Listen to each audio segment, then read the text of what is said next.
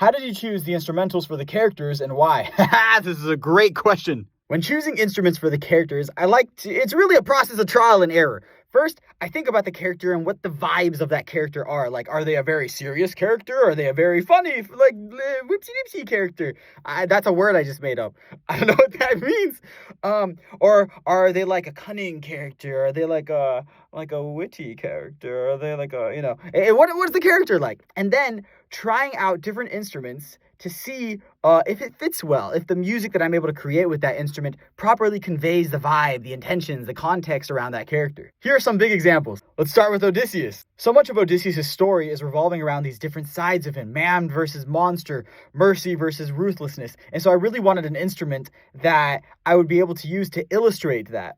The general idea of a guitar made so much sense to me because we could use like an acoustic guitar for his softer moments and an electric guitar for his more cunning or his more ruthless moments. And within those subsets of acoustic and electric guitar, there are other types. So we could have like a nylon string guitar versus an acoustic steel string guitar, or we could have a soft electric guitar versus a hard like drive electric guitar. And so because of that, we are able to have such different musical vibes that are all centered around the same character for Odysseus. So think of the difference between listening to Just a Man versus listening to the song Odysseus. Those are very different, but they both take advantage of the instrument guitar, whether it's acoustic or electric. Athena! Every time Athena shows up, I really wanted it to feel mystical. I wanted it to feel magical, right?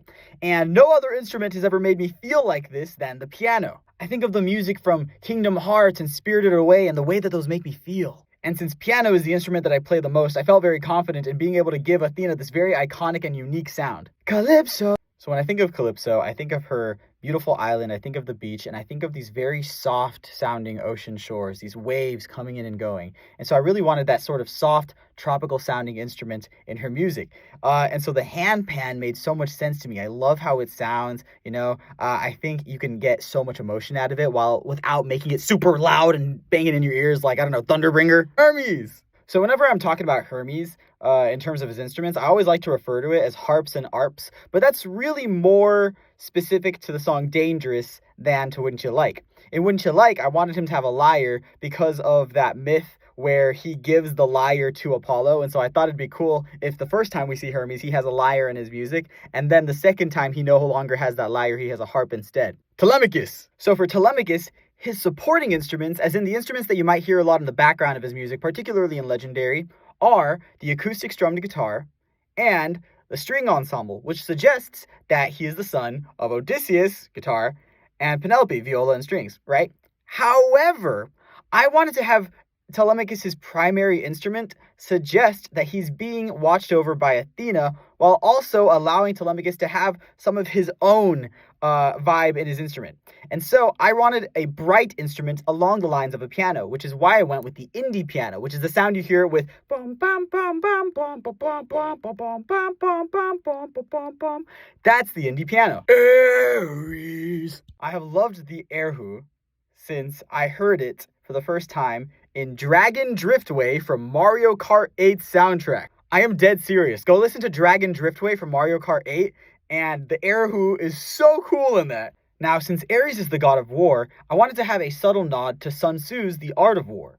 And so I thought it was very fitting to have a traditional Chinese instrument, the erhu, represent Ares. Circe! Circe is a great example of how an instrument choice can still feel unique when played in a different way. You see, Circe is strings. And now you might think, wait, isn't Penelope already the viola and kind of the string ensemble? Yes. With Circe, I lean more into the cello than I do the viola, but also when it comes to the string ensemble and any of the string performances, rather than doing the long legato notes that you hear with Penelope, like da da da da, we'll have these much shorter staccato notes with Circe. So you might hear like bum bum bum bum bum bum bum bum bum bum bum bum bum bum bum bum. And so because I'm able to use the staccato notes from different string instruments, I'm able to morph her from friendly and puppeteer to serious and done for to persuasive, and there are other ways. But yeah, so for the majority of the characters, it's a balance of trying to figure out what does the character feel like, what do they represent, what are the vibes of that character, and then finding, through trial and error for the most part, an instrument that feels right with that, I'm sure you could rewrite Athena to have a different instrument, maybe the trumpet for Athena instead, or like a full brass ensemble, right? But what felt right to me was using the piano with Athena.